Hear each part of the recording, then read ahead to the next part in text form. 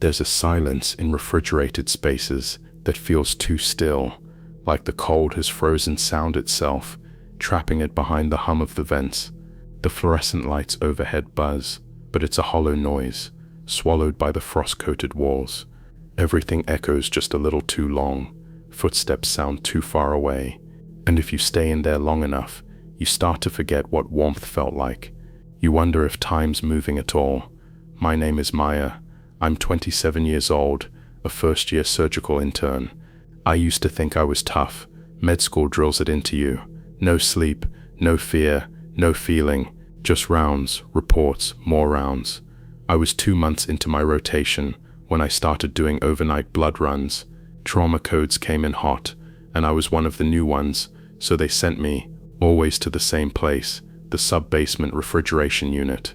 Everyone called it the blood room, just a cold steel box beneath the hospital, where they kept the O-neg and plasma. The first few times it was fine, clinical. I was too tired to be afraid of anything, but on my 5th visit, I noticed something strange. One of the units had a label that looked off. It had the patient's name, type, lot number. Everything appeared normal, but I had just seen that patient upstairs. A teenage girl, appendix rupture. She was already in the OR, but the bag in my hand had an expiration date of last year. I stared at it a moment too long. The plastic looked slightly yellowed, like it had been sitting there a while. I showed it to one of the trauma nurses upstairs, just quietly. She looked at the label, went still, then told me to discard it and pull a different unit. Fridge hiccup, she said. Happens sometimes. Don't overthink it. But the next night I went back down, and it was there again. Same name, same unit number, different date. That time, I didn't bring it up. I started getting the sense that the room didn't want me there. That sounds ridiculous, I know. But each time I stepped in, the hum of the refrigeration units got louder, almost angry. There were no security cameras down there, no intercom, just cold metal walls and shelves stacked with units. I began to bring my phone in with me, keeping music playing in my pocket just to have another voice around. But the music started glitching, cutting out halfway through a song, replaying the same note. Once the voice on the track deepened until it sounded like someone breathing directly into my ear. Then one night during a double trauma, I was told to bring up 4 units, 2 red, 2 plasma. I pulled 3 without issue. The 4th, though, was tucked into the back of the shelf. When I reached for it, my hand brushed something that felt warm. I froze. Nothing in that room was warm. I pulled the unit into the light and stared. It had my name on it. Not just Maya, scribbled on the edge. Full name, middle initial, correct birth date. It was a unit of O negative. The label was newly printed, ink sharp and clean. The expiration date said, tomorrow. I didn't move for a long time, just stood there, holding the bag, the cold leaching through my scrubs and into my bones. My first instinct was to throw it, just get it away from me. But I didn't.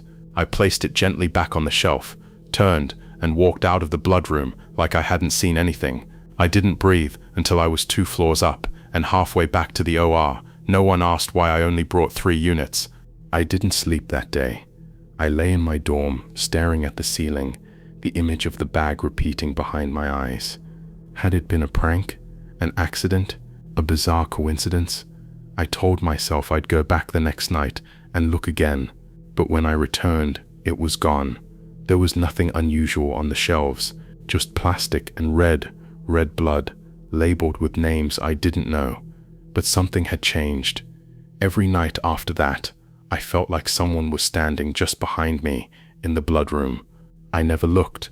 I couldn't. My peripheral vision would pulse like the edges of the room were bending inward. Sometimes I heard breathing that wasn't mine. Once I heard my name whispered, too close, too soft. I started rushing my pickups, never lingered, never checked the labels too carefully. Then came the night of the elevator stall. I was on my way back up with 2 units when the power flickered. The elevator jolted, then stopped between floors. The lights went out. My phone screen lit up, but there was no signal, just me, 2 bags of blood, and a tiny metal box. I waited for the emergency lights. They never came. The cold from the blood units seeped into my lap. I sat down on the floor, trying to breathe, trying not to cry. That's when I heard it. Not from the elevator, from my pocket. The label on the bag was crinkling. I took it out. My hands were shaking. The name on the label had changed. Maya Alvi. Oneg. Birth date, correct. Expiration, now. I dropped it. Scrambled back against the wall.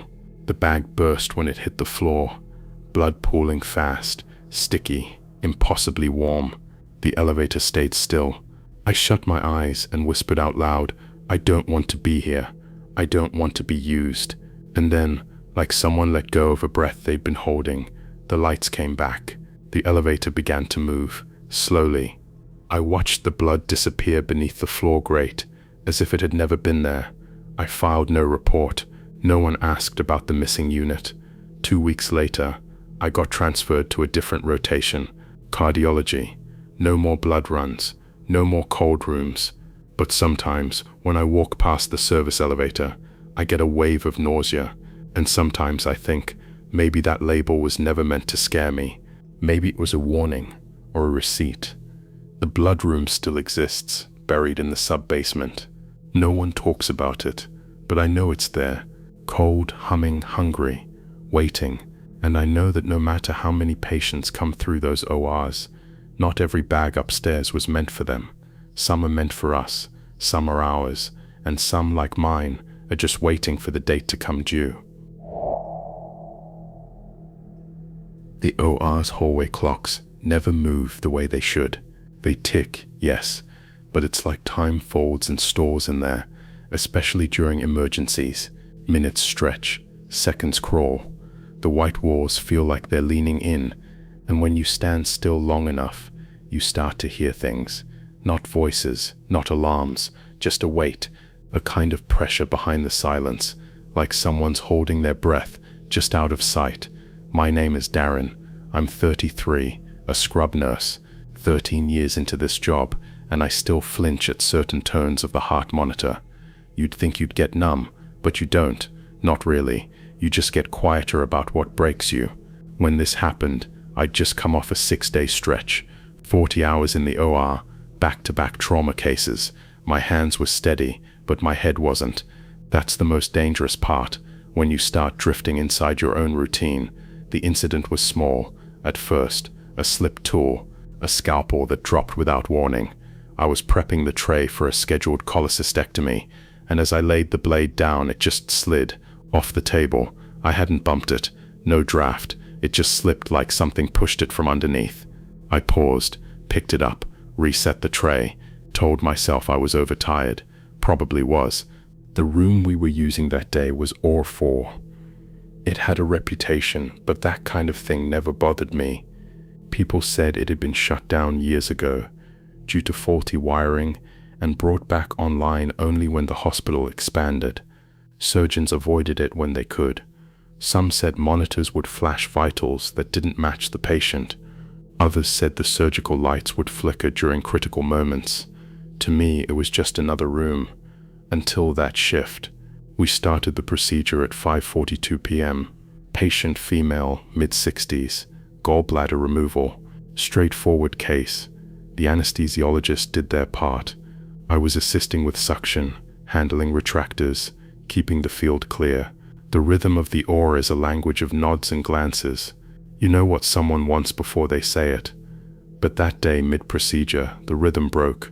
The surgeon asked for the clamp. I handed it to him. He paused, stared at me, and asked again. Same clamp. I looked down. It was still in my hand, still bloody from the previous handoff. I don't know what I gave him. I don't remember picking anything else up. He frowned, kept going. Then the suction started pulling wrong. Too fast, too loud. I adjusted the tube, but the noise kept growing, hissing and moaning like something alive. The anesthesiologist looked over the drape. Is that normal? She asked. We all paused. That's when the lights dimmed. Not all at once, just a slow fade, like the overhead surgical lights were losing interest.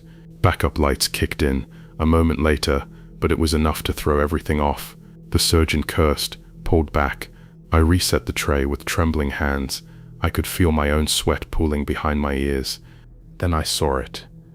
Out of the corner of my eye, beyond the drape, behind the door's glass window, someone was standing there, Not moving, not scrubs, no mask, just a figure in grey, arms stiff at their sides, face too blurred to see clearly. I blinked. They were gone. I didn't say anything. I couldn't. The OR was mid-procedure. You don't stop unless someone dies. After we closed and moved the patient out, I stayed behind to clean. OR4 emptied fast. Everyone left me alone. I started wiping the counters, running inventory. That's when the suction machine turned back on. It roared, unplugged, switched off. Still, it roared like it was being fed. I walked toward it, hand shaking, ready to pull the plug again. But as I stepped closer, something happened to the air. It thickened, like the room had filled with smoke I couldn't see. My ears popped. The buzzing from the overhead light turned into a low drone. Then I heard footsteps, not from the hallway, from inside the OR, behind me. Slow, wet. I turned fast. No one, but the air was cold now, like winter had crawled in under the door. The suction stopped. The silence that followed was heavier than the noise. I finished the cleanup, faster than I ever had, tossed everything in biohazard, didn't even document. I told myself it was a short, strange power glitch, that I was hallucinating from sleep debt, that the suction hose must have had pressure still in the line, any excuse. But I knew something else had been in there with me. The next night, I volunteered again for cleanup. I needed to know if it was just exhaustion. I shouldn't have gone back. That night, the room was colder. Even though the thermostat read normal, I could see my breath. I started cleaning like before, tray, floor, bin, but this time the lights didn't flicker. They died completely and stayed dead. I stood in complete blackness for maybe 5 seconds. Then the emergency light over the door turned on, dim, orange, just enough to cast shadows. That's when I saw it again, the figure at the far end of the room, behind the surgical table, still watching. I couldn't see a face, just the suggestion of eyes, where the dark was deeper. I whispered, "This is my space right now." I don't know why I said that, but it moved, not closer, just a shift, like a head tilting slightly. Then came a sound I will never forget, a surgical tray falling, in the dark, from a height it shouldn't have been at. I turned, nothing on the floor, no tools missing, but when I turned back, the figure was right in front of me, not touching, not breathing, just inches away. I blinked, and it was gone. The lights came back. Everything was normal. The table, the suction, the walls, the warmth. But I wasn't. I left the OR, sat in the locker room, couldn't stop shaking. That night, I called out sick, first time in years. I didn't go back to OR4 for 2 weeks. They eventually assigned someone else to it, a younger tech. She quit after 3 shifts, said the room was too loud even when empty. She couldn't sleep after her first night, said she felt like something was holding her in place. That's how I felt too, held, like the room didn't want to hurt me, but it didn't want me to leave either, just wanted me there. Still, the ORs don't remember your name. They don't care how long you've served, how many lives you've helped save. But sometimes, I wonder if certain rooms remember everyone who's ever died in them, if the silence there is made from all the breaths that never got exhaled. And maybe, just maybe, some of them are still holding position, waiting. The worst part, sometimes I miss it, that hush, that wait, like something is still listening for the last thing you meant to say before you ran. They say the worst part of the OR is the blood. It's not, it's the metal, the coldness of it, the weight of scalpels, clamps, retractors, tools that never forget what they've touched. You can clean them, sterilize them, polish them until they gleam under surgical lights, but you can't erase the memory. Metal holds on to things you can't see. My name is Iris. I'm 42, a surgical instrument tech. My job is to clean and prepare everything the surgeons use. I work behind the scenes in the basement sterilization unit most people forget exists. You wouldn't believe how quiet it is down here. The walls hum with steam lines, but the quiet creeps in between the machines. That's where it started for me, in the quiet between. It was a Tuesday when I first noticed the tray, Routine load 18 trays from 3 ORs, most of them standard, orthopedic tools, suture kits, chest spreaders. I was checking each one in, counting pieces, logging them by barcode. Then I came to a tray that had no label, just a plain stainless steel basin covered in condensation. Inside was a single scalpel, not wrapped, not tagged. No one sends a single blade like that. I paused, called upstairs, asked if someone had left an extra or dropped a kit without documentation. No one knew anything. The OR charge nurse sounded confused, even irritated. Just log it, Iris. It's probably a misfile. So I logged it manually. Tray 19, unmarked. When I picked it up, the scalpel was freezing. Not cold, freezing. Our decontam room runs hot, humid, steam everywhere. Nothing stays that cold. I set it aside, finished the load, and moved on. But that blade stayed in the back of my mind all shift, like I'd touched something I wasn't supposed to. The next night, it was there again. Same unmarked tray, same scalpel, same freezing temperature. This time, I didn't call anyone. I wrapped it myself, tagged it with a temporary label, and sent it through autoclave. Watched it go into the chamber. I swear when the cycle ended, and I opened the door, everything inside was warm, except for that one tray. Steam rolled out, hot enough to sting, but the metal on the scalpel tray was dry, frosted. I touched the blade. It burned, the kind of burn that comes from frost, not heat. That's when I started keeping it in a separate bin. I told myself it was a misfile from pathology, maybe a morgue scalpel, but even those come tagged. Nothing moves through this hospital without a paper trail, except this. Over the next week, it kept coming back. Always alone, always cold. Sometimes, I'd catch a glimpse of something in its reflection. Not my face, not quite, just a distortion, a dark smear in the metal. I asked a co-worker, Delaney, to double-check it once. She touched it, then dropped it immediately. Jesus, she whispered, it feels wrong. Always the same. I'm standing in the OR, holding the scalpel, and everything around me is frozen solid. Machines, people, even the lights. No color, just ice. And I'm moving through it, cutting the air with the blade, but nothing bleeds, not even me. I'd wake up with frost on my fingertips. Then came the blood. One night, I found the unmarked tray already on my station. I hadn't processed it. I hadn't even clocked in. It was just sitting there. The scalpel was resting across the metal, same as always. I leaned in to examine it, and I saw a name etched into the handle. Iris. My name, not engraved professionally, scratched in, jagged, fresh, like someone had carved it with a needle. I touched it, trembling.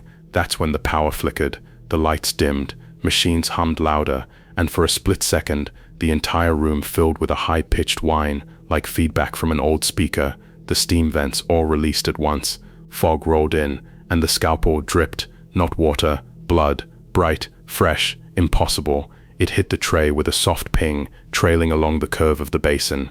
I didn't scream. I don't know why. I just backed away, into the fog, and sat on the floor, listening to my own breath until the noise stopped. When I stood, the tray was clean again. No blood, no name. I didn't go home that night. Just sat in the locker room until morning. The next shift, I asked around. Quietly. Just questions. Had anyone lost a scalpel? Seen one without paperwork? One of the older nurses, Marcy, gave me a look. The kind of look people give when they've seen a ghost but aren't ready to admit it. She said, "There's a story about a scalpel like that. Apparently, years ago before I worked here, there was an incident in OR7. A young surgeon, new to the hospital, had a breakdown mid-procedure. Patient coded. He froze, just stood there, blade in hand, until the staff pulled him out. Never worked again. They say the scalpel disappeared, that it was never logged, that it still shows up sometimes in the sterilization line, looking for a hand. I wanted to laugh, but I couldn't, because the next time I saw the tray, there was a second scalpel in it. Identical, both freezing, and when I picked them up, one in each hand, I couldn't move. I mean it. My arms locked, my fingers clenched. I was stuck in place, breathing hard, muscles rigid, like the blades were holding me. I stared at my reflection in their surfaces, and this time I saw something else. A face, mouth open, screaming, but there was no sound. When I finally dropped them, they clattered onto the floor like ordinary steel, room temperature. That night, I left early. I went home and soaked my hands in warm water until the color came back. I told myself I'd never touch them again, never. But when I clocked in the next shift, they were already there, waiting. I think they've always been here. Some tools don't belong to us anymore. Some of them remember, and some choose. Now I keep them in a locked drawer under my station. I don't log them. I don't clean them. I just keep them still, hoping that's enough. But sometimes, when I'm alone down here, I hear the sound of trays being set down, the soft ring of metal against metal, like someone's preparing for a surgery that doesn't exist on the schedule. And I know one day soon, I'll open that drawer and find a third scalpel, and maybe it'll have someone else's name on it. Or maybe it'll still say mine, because in this hospital, not everything gets sterilized, not everything gets cleaned. Some things stay cold forever. The moment the anesthesia hits, the room changes, not for the patient, for me. The hum of monitors fades, the lights seem to dim just slightly, and for a breathless instant everything feels suspended. Like the OR isn't a room anymore, but a place between places. I've always felt it, that pause, like the air itself is waiting to see if the patient will come back. My name is Laura. I'm 38. I'm a certified registered nurse anesthesia. For the past 10 years, I've been the one who walks people to the edge of sleep. Some come back easy, some fight, and some they don't really leave at all. Not in the way you'd expect. I'm not superstitious, but there's a point in every induction, just after the propofol goes in, just before the muscles give out, where I've seen patients move in ways they shouldn't. Not physically, emotionally, spiritually, maybe. Their eyes flutter, their breath hitches. Once a man whispered a name right as he went under, a name that didn't belong to him, a name I've never forgotten. The case that stayed with me happened last winter. Middle-aged woman, emergency hysterectomy, massive fibroid bleed. We were prepping fast, blood ordered, lines drawn, vitals crashing. I was intubating as fast as I could, my hands steady, even as my heart raced. She looked at me, wide-eyed, pupils already beginning to dilate from the meds. Her name was Janine. Her last words before she slipped under, "I've seen this place before." The team was too busy to notice.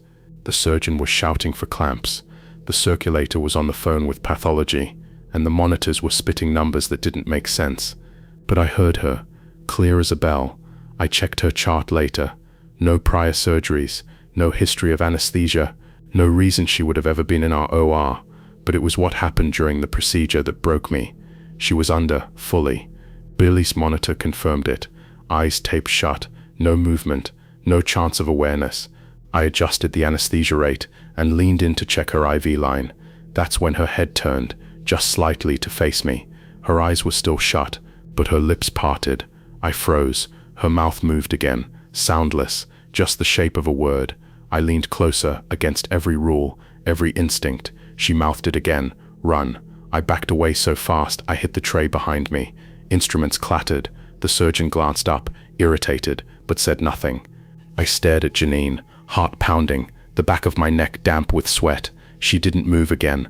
Her vitals remained stable. Anesthesia levels were within range. I told myself it was a twitch, a neuromuscular reflex, but I'd seen those before, hundreds of times. This wasn't that. Her lips moved with intention.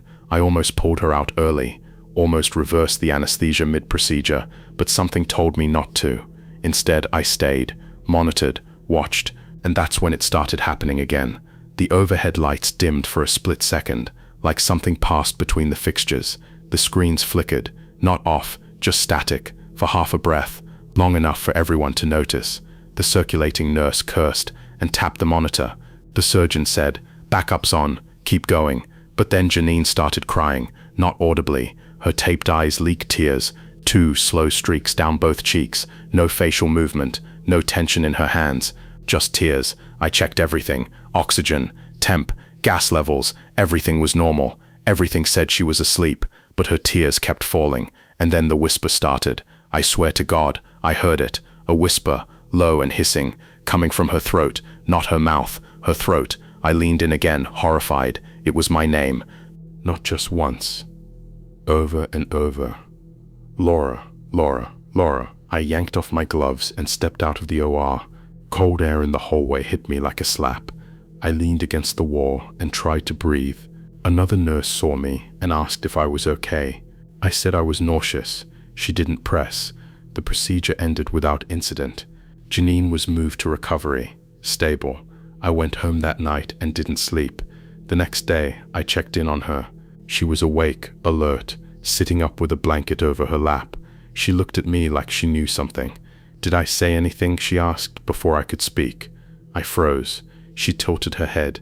Before the surgery. Right before. I nodded slowly. You said you'd seen this place before. She smiled, not kindly. I did, she said. In a dream I had for years. Always the same OR. Same overhead lights. Same sound of machines. And always the same person standing at the head of the bed. She pointed at me. I wanted to step back, leave, but I didn't. She continued. In the dream, I always try to warn her, but I never can. The words won't come. I tried to stay clinical. It could be anesthesia awareness. It happens, though rarely. No, she said. Not awareness. She looked down at her lap. In the dream, you never get out of the room. I left then. I wish I could say it ended there, that I moved on. But I didn't. That night, I dreamed of OR3, of Janine lying on the table, and I was at the head of the bed. The lights were dim, the machines were quiet, and behind the surgical drape, something moved. I nodded slowly. You said you'd seen this place before. She smiled, not kindly. I did, she said. In a dream I had for years. Always the same OR, same overhead lights, same sound of machines, and always the same person standing at the head of the bed. She pointed at me. I wanted to step back, leave, but I didn't. She continued. In the dream, I always try to warn her, but I never can. The words won't come. I tried to stay clinical. It could be anesthesia awareness. It happens, though rarely. No, she said. Not awareness. She looked down at her lap. In the dream, you never get out of the room. I left then. I wish I could say it ended there, that I moved on.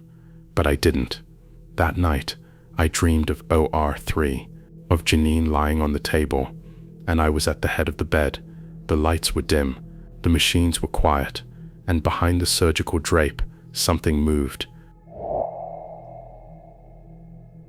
They say nothing gets through anesthesia, that once you're under, it's just black. No dreams, no pain, no sound. That's what we tell the patients, that it's like a deep sleep, a blink, a breath, and then it's over. But I know better. I know there's a space in between, a space under the sleep, and not all of it is empty. My name is Jonah. I'm 40, a nurse anesthetist. I work mostly nights now. Fewer distractions, less noise, more control. I like control. I used to think anesthesia was a clean science. Dosage, timing, response, predictable, safe. Then I was assigned to OR4. It was an old room, deep in the south wing, hardly ever used unless the others were booked solid. The layout was strange, lower ceilings, the lights always flickered on a delay, and the walls were thicker than they needed to be. Soundproofed, they said, from the old psych wing days, before it was shut down, back when they still did procedures they don't talk about anymore. I didn't question it, not at first. The case was routine. Middle-aged man, emergency exploratory laparotomy, suspected bowel perforation. He was in pain, terrified. His name was Michael. I remember that because he wouldn't stop repeating it. My name is Michael. Michael, don't let me disappear. I told him what I always tell patients. You're safe. You're in good hands. You'll go to sleep, and when you wake up, this will all be behind you. But he just stared at the ceiling and whispered, I've been here before. He hadn't. His chart was clean. First surgery. No prior admissions. But the way he said it, quiet and certain, it gave me pause.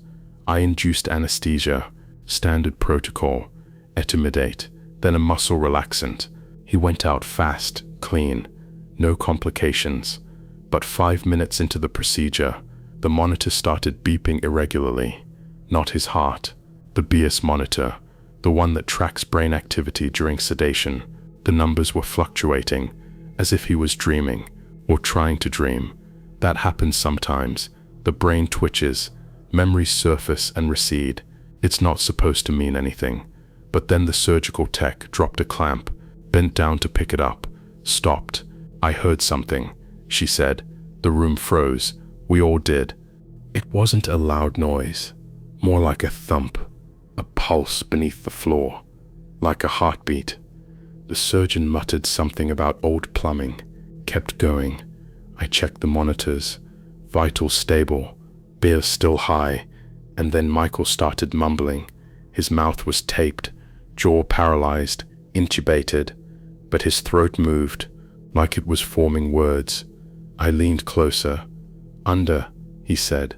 It came out like a vibration, like a whisper through the plastic tube. Under the bed, under, room under the room. I stepped back. No one else heard it. They were focused on the abdomen, suctioning blood, calling for more gauze. But I stood there, listening, and the floor, it was colder. The temperature had dropped at least 5 degrees in that room. I felt it in my hands, like the chill you get in winter when the heat dies. My breath fogged the inside of my mask. Then the lights cut out, only for a second, long enough for the overheads to flicker and the emergency rig to buzz on, long enough to see something in the reflection of the anesthesia machine screen, a figure, behind me. I spun around. Nothing, just the wall, just the thick soundproof wall. The rest of the team barely blinked. They were used to power blips. This hospital was built on bad bones. It creaked and shifted like it was still alive, but Michael kept speaking. His chest didn't move, no vocal cords, no breath, but the air around him whispered, "They're watching, they're under, we're still under." I checked his pupils, still constricted. Anesthesia was working, he was unconscious, but some part of him wasn't. I told myself it was a seizure response, that he had undiagnosed neurosensitivity, but that didn't explain what I felt next. The floor breathed, not vibrated, breathed, like something beneath it had lungs. Slow, patient inhales, long, dragging exhales. I looked down, half expecting to see the tiles rise and fall, and then a sound, sharp, clear, cut through the room, knocking. From beneath the operating table, 3 slow knocks, right beneath Michael. Everyone froze, the surgeon's scalpel hovered. The scrub nurse went pale. One of the assistants stepped back toward the wall. "Someone's in the sub-basement," the surgeon said, trying to rationalize. "Maintenance. But there is no sub-basement under OR4. "I know." I checked. After the shift, I went through old blueprints. That room was retrofitted in the 60s. It sits directly above solid concrete. No crawl space, no storage, no access. And yet, when I returned to clean up, the floor beneath the table was warm, like someone had been lying there. I didn't sleep that night. I replayed every second. Michael's words, the lights, the whispers. The next week, we were back in OR4. Different patient, older woman, gallbladder removal. She coded 30 minutes in, no warning, no prior cardiac history. We brought her back, barely. When she regained consciousness in recovery, the first thing she said was, "I heard the breathing." No one had spoken to her yet. No one had told her anything about what happened.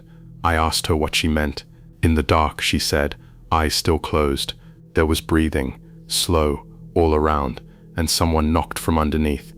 I don't use OR4 anymore. I trade shifts, fake illnesses, whatever I can do to stay away from that room. But sometimes I still hear the whispers, even in other wings.